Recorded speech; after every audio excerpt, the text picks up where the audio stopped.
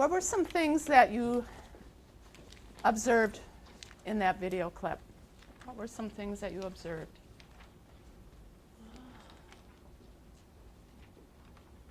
Dana? Okay. When you go in, do you ask them what their birthday is, or do you say I noticed that. Thank you. I was hoping you would notice that. What did that Emmy do? She kept saying Saying their name Okay. and asking them They, if their birthday was such and such. okay. Thank you. I'm glad you noticed that. It's one of the things that I wanted to make sure that we commented on. Why would you not want to say the name and the birth date like she did? I think we've talked about it briefly. Cassie? Because especially maybe with an elderly patient, or they just might agree, Okay. you know. Is your name Joe Blow? Yeah. Sure, yeah, Is your date of birth? Whatever, whatever? Yeah, sounds good. yeah, Trouble hearing maybe? right. Okay. Why else would you not want to do it that way? Nikki? Patient with less than perfect mental capacity might just repeat it.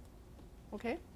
And then that's the point to identifying the patient, is to assess in part their mental capability. All right. Exactly. If you have a patient, possibly patient with dementia, how about an autistic patient? You know, they could tell you numbers to the moon. Okay? So, exactly. Somebody who's not able to correctly identify themselves, that's your check. And that's why, remember, we talked about previously a student who was out on her internship forgot to identify her patient. What happened? The wrong patient. Wrong patient, right? Okay. You let them tell you what their name and number is and date of birth is, and I'm glad that you brought that up, because I notice that too every time I watch this, and they do that often. So let them be the ones to tell you. Anything else? Good observation. Anything else that you noticed? Megan? There was a couple times when she was interacting with the patient, she didn't wear gloves, Okay. and she took the temperature. Okay, and we'll talk about that. When do you think it's important to wear gloves? And think about when you go to the clinic and have your vital signs taken, do they always wear gloves? Mm-mm. When do you think you should wear gloves? When do you think? Dana, what's one time? When they come close to your mouth, Okay, when they're, breathing out. okay, if you're working close to their mouth. Okay, when else? Margaret? That's what I was going to say. Okay. Do I need to wear gloves when I've got the thermometer in their ear? Is it absolutely necessary? I was just at the clinic Saturday. She did the tympanic thermometer. She didn't have gloves on. Is it as critical to wear gloves at that point, Kelsey? Okay. When should you wear gloves for your own protection? Sharona? Okay. Any open sores, any fluid that might be draining? How about if they have an ear infection?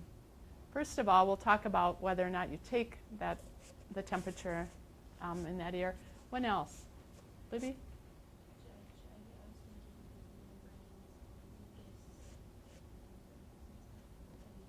Okay. Where would we find those? Okay, your mouth. If you're taking an oral temp on somebody, I would always recommend wearing gloves. Now, they don't always do that in the clinic, but that's your option. There's nothing wrong with wearing gloves, taking that anytime you have the chance to saliva. How about if that patient, I think somebody, or think about yourself, you come in with a cold, a cough, something like that. You're right there with the thermometer. Margaret starts coughing, gagging, spitting. Gross. Okay. I would wear gloves always, and we will always when you're taking an oral temperature. Okay. You might not always see it in the clinic, but there's nothing wrong with wearing gloves. What's the other important thing, and we'll talk about this a little bit, that's very important to do, and you noticed before she did anything with a patient? Deb? She was touching the lady's shoulder. Okay. I don't know if she wanted to be touched again, but Okay. She touched, I noticed that. Okay. What else should we do? Brenda? Okay, wash your hands, right? Before any procedure. And we talked a little bit about Lakewood, how that's one of their initiatives right now is verbally to state, I'm going to wash my hands before, before I take your vital signs or whatever. Libby? The LPN at Lakewood didn't say she was gonna wash her hands before she gave me the flu shot. Is that right? Okay. I almost started laughing, but. Okay. Did you say, I know your initiative is that you're supposed to verbalize that? And then I saw the opposite where the student who was out there, she did wash her hands, but she did not verbalize it in front of the patient. And Melanie, the supervisor, was observing her and commented to her to remember to verbalize that. Crosby, the same thing. When I was over there visiting too, that's one of their goals that they're working on. So again, washing your hands, and we'll of course talk about that. Okay, on Thursday we'll continue on with the video with blood pressures, but I wanted to get through the first three, temperature, pulse, and respiration. We'll talk about that a little. I have a learning opportunity for you that you have a chance. I'm going to have you partner up with a person next to you. You three, we can, let's see, 1, 2, 3, 4, 5. Maybe Libby, you and Nikki, if that's okay, and then Danielle and Margaret. You work in pairs, and these are terms from chapter 24. I told you maybe to expect, make sure you read your information. You'll have 2 brains to use. I have 20 medical terms from chapter 24. You partner up, and you will have an opportunity to, I want you to write a brief description for the following terms. Margaret, if you would take a sheet. And basically, I want you just to tell me. You don't need a full, 3 or 4 line description, but I want you to,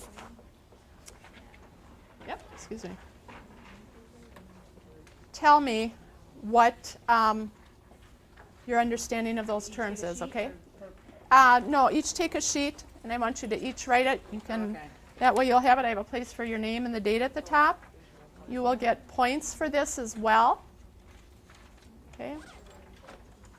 Remember, if you do not agree with your partner on what the term means, you need another sheet.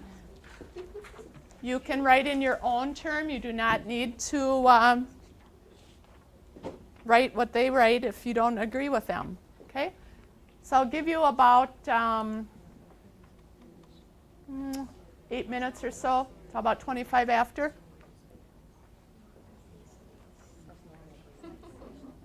And we'll talk about it a little bit.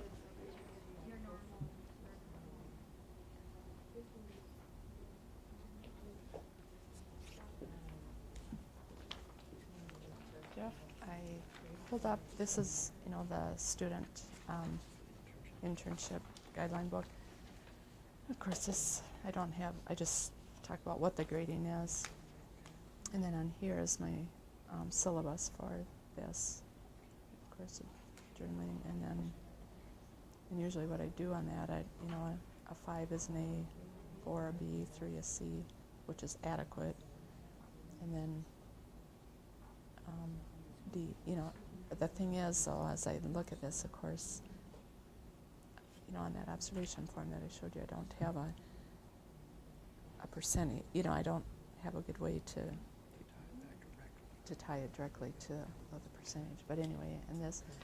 And then I also have in here that we added after our some of those situations last year. Yeah. Our probation policy, and of course this compromise, which would have been, and of course by the time we found it, I talked to her about it, and we talked about, how to prevent that again, of course, but.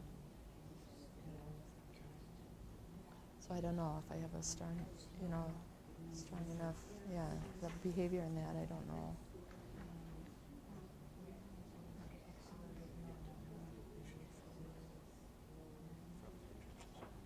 Right. Mm-hmm.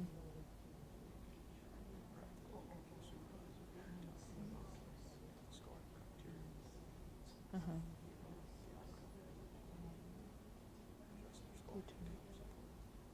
Sure.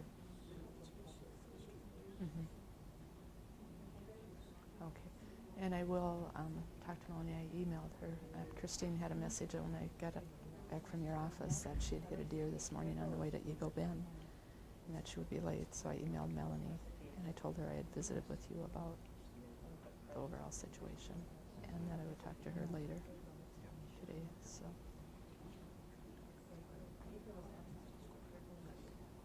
Mm-hmm.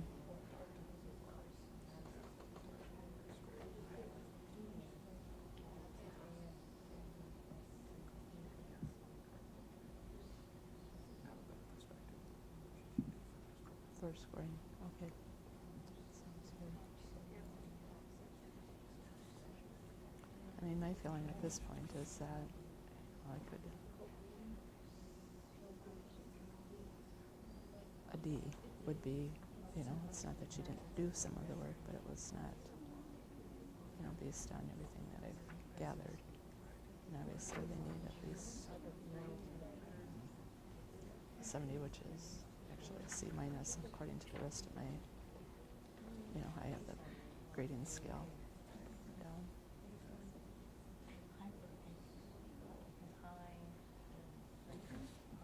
So,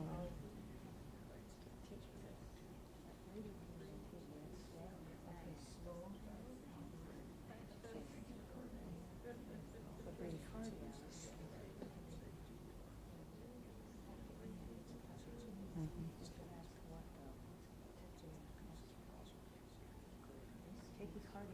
Sure.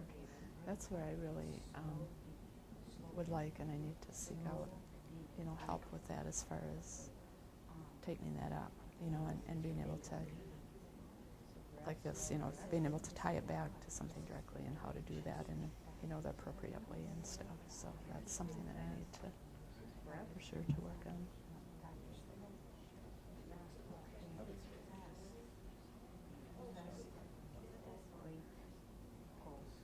There's my day. Mm-hmm. Okay. Mm-hmm.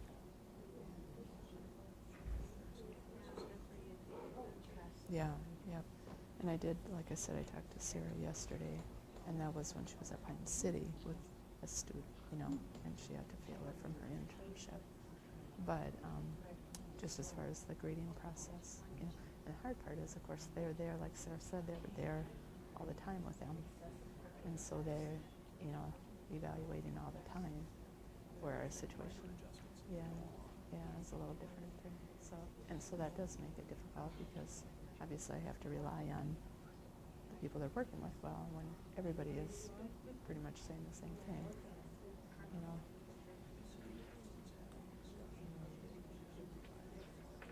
Mm-hmm. Mm-hmm. I think that would be good. Mm-hmm. Yeah. And so I think for this next year that would be